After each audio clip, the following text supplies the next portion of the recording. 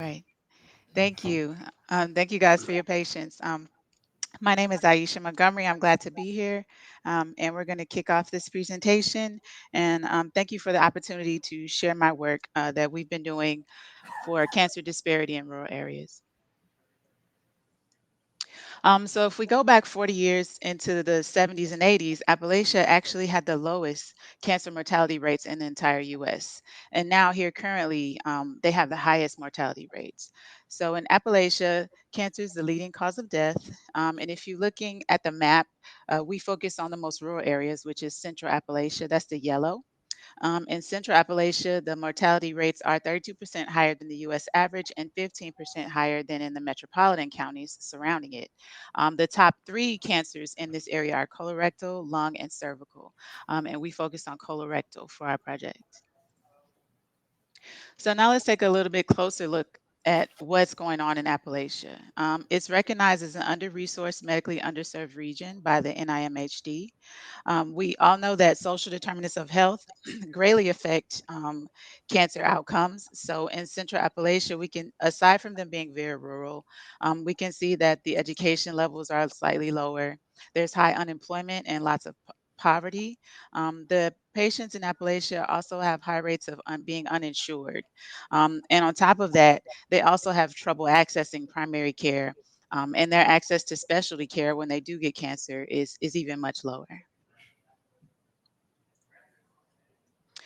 So before we did the current project, we started with a small pilot study. And for that pilot study, we looked at public data from the National Cancer Institute SEER registry. In our data set, we included colorectal cancer patients who were diagnosed between the year 2000 and 2017. And 30% of those patients in that data set were from Appalachia, but we weren't able to see their zip codes, so we didn't know if those patients were rural or not. In our pilot study, we developed a machine learning model and we primarily tried to look at bias. And we wanted to stratify the features that were available within that data set that were being used to follow the cancer diagnosis. So we were able to build a model, and when we stratified the features in the data set, we created a chat plot. And on that plot, you will see that the top three features are the summary stage, which tells us how far the cancer has spread, the year it was diagnosed, and the age of the patient. One thing that we found interesting, you'll see that star there, was that marital status actually popped up as an important feature in our model. Another thing we saw when we ran our initial model was that the receiver operating curves, which tells us how accurate the model is in its predictions, they were very close. There's a very slight difference between the non-Appalachian and the Appalachian. So we did see slight bias in the model being better, more predictive for non-Appalachian patients.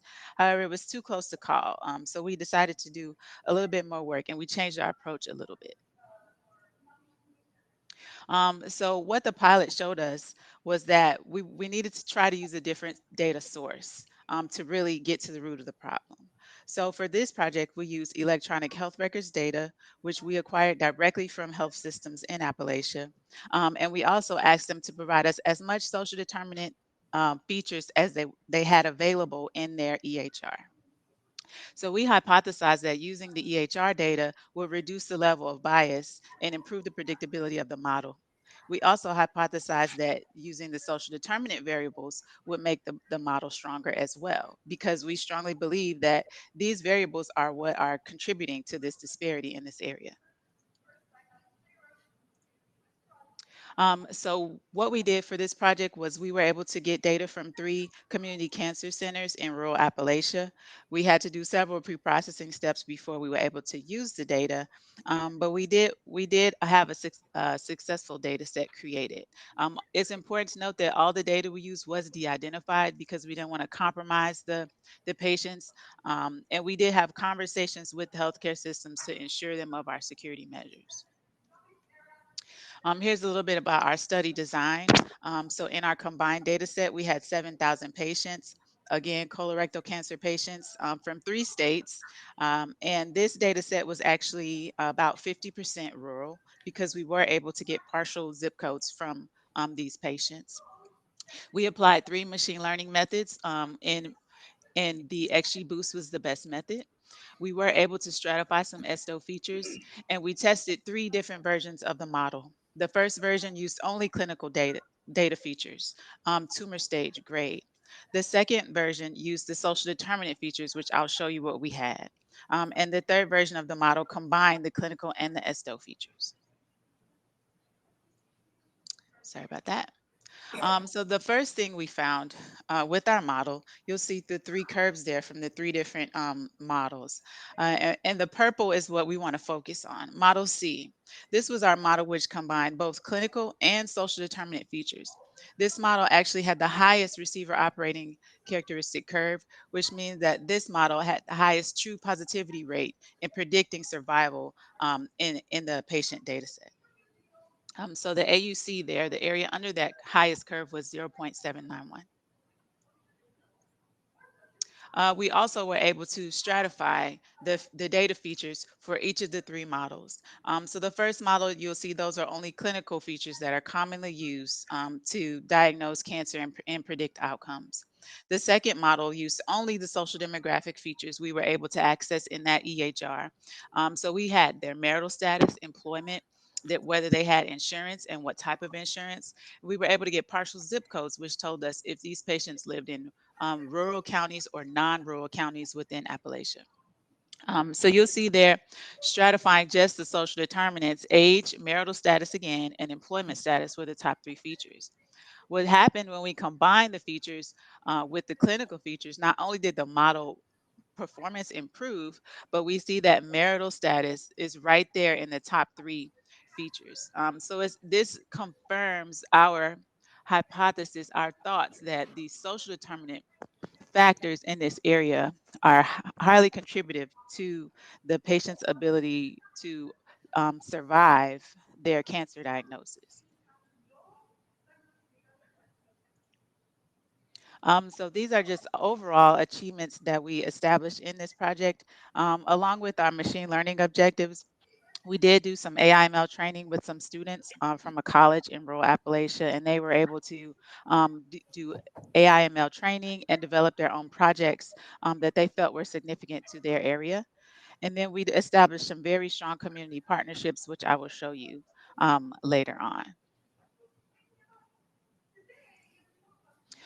Future directions for this work. Now that we have a model, we want to further test our model in a larger data set.